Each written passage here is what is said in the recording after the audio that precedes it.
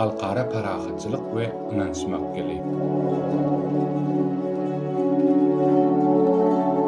Dünya döwletleri bilen amala asyrlayan köp taraply özara peýdalyk gatnaşyklarymyzyň başynda gahryman arka dagly gahryman serdarymyz dur.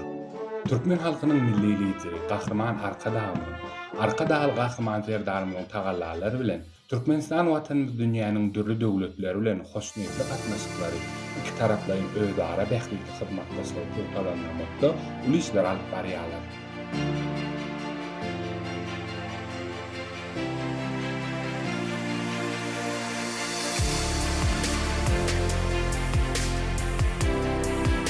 Şeýle hem Türkmenistan yer ýüzünde awadançylygy gorak saklamaga we berkitmäge öz munasyp goşandygyny goşýar.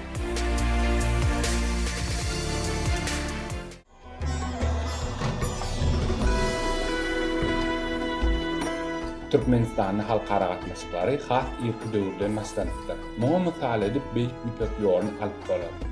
Beýik Ýüpek ýolunyň gadymyýetde Gülnogor we Gülbatar ýurtlaryny baglanşdyrýan hemde häzirki Türkmenistanyň çäginden geçen diňi taý bolmadyk klymara geçirge bolanlygy hemmemde mälimdir. Muň şeýledigini orta asyr alymlaryň ilim işlerinde hem tasdiklanýar. Saklanyp galan taryh medeni ýadygarlyklar türkmen we daşary alymlar tarapyndan toplanan baý arkeologik tapyndylar hem muňa güwäg etýär. Bu maglumatlar türkmen halkynyň milli lideri, Türkmenistanyň halk maslahatynyň başlygy Gahryman Arkadagymyň Türkmenistan Beýik Ýüpek ýolunyň ýüreg atly düýpli eseriniň ilymy bünyady bolup hyzmat etýär. Gahryman Arkadagymyň Hakyda Gowhara atly kitabynda da Beýik Ýüpek ýolu we onuň ähmiýeti barada gyzykly maglumatlar bardygyny tamamlamak gerek. Onu ata-babalarymyz uzak ýurtlar bilen ýola goýup başlan tüwda gatnaşyklarynyň ören gadymy döwürleri öz içine alýanlygy barada maglumatlary üns çekilýär. Bu eserde bellençi ýaly hut şol döwürde, ýagny Oňurdepe eýýamyna Beýik Ýüpek ýolunyň esas şahalaryna öwürlen kerwen ýollar dörät başlapdyr. Milli liderimiz bu kitabynda Beýik Ýüpek ýolunyň mazmunyny sinen baý taryhymyzyň we halklarymyzyň arasyndaky özara hormat goýmagyň bize oňşularymyz, alys ýurtlardaky dostlarymyz bilen dostana gatnaşyklary çuňlaşdyrmagy esas berýänligini üns çekýär. Hormatly prezidentimiziň äni muň ýylliklardan göz açalýan medeniýet adly kitabynda hem taryhy ähmiýetli mazmun beýan edilip, halklaryň durmuşyna Beýik Ýüpek ýolunyň eýelen ornuny göz ýetirmek bolýar. Döwlet başdanlygyň bu kitaby dünýä sivilizatsiýasynyň ösüşine munasyp goşan halkymyzyň beýik medeni mirasyny, taryhyny ýüpli öwrenmekde we onu aýaly saklamakda, giňden wagt etmekde möhüm ähmiýete eýdir. Häzirki wagtda Gahryman Arkadagymyň arka dagly gahryman serdarymyň tagallalary bilen Beýik Ýüpek ýoly döwrewap görnüşinde ösürilip, bu ýoluň ugruna adamlar has we dostlukly gatnaşýarlar.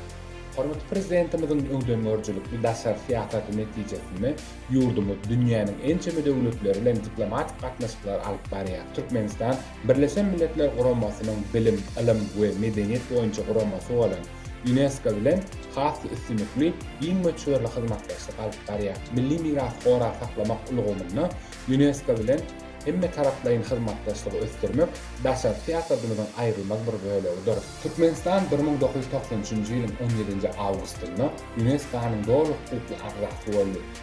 Birleşen Milletler Guramasynyň Jenewadaky binasynda türkmen otagy ýerleşýär.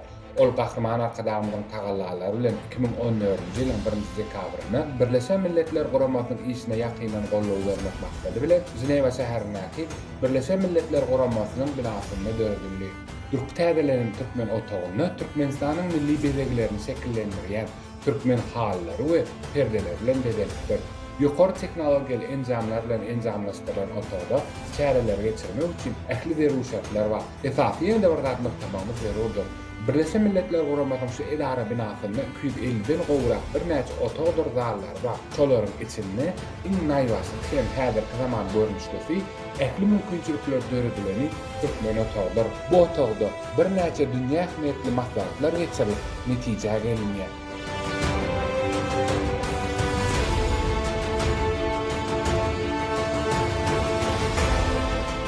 Arasy bakyny tarap hemişelik Türkmenistan dünýä döwletleri bilen dostluk hem de özara bählikli gatnaşyklary ýigderli sürýär. Parahatçylygy we birek ynançmagy esaslanýan halkara hyzmatdaşlygyny özara meden insanperwer gatnaşyklary aýratyn orna ýeleýär.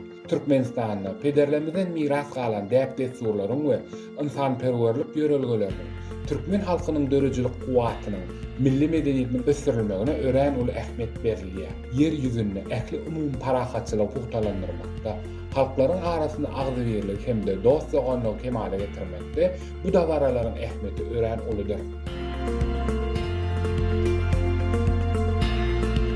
Goý, hemişe dünýäde parahatçylyk, asudalyk bolsun. Bize ähli şertleri döredip berýänler üçin türkmen halkynyň milli lideri, gahrman arka dağly gahrman serdarynyň janlary sag, ömürler uzak bolsun.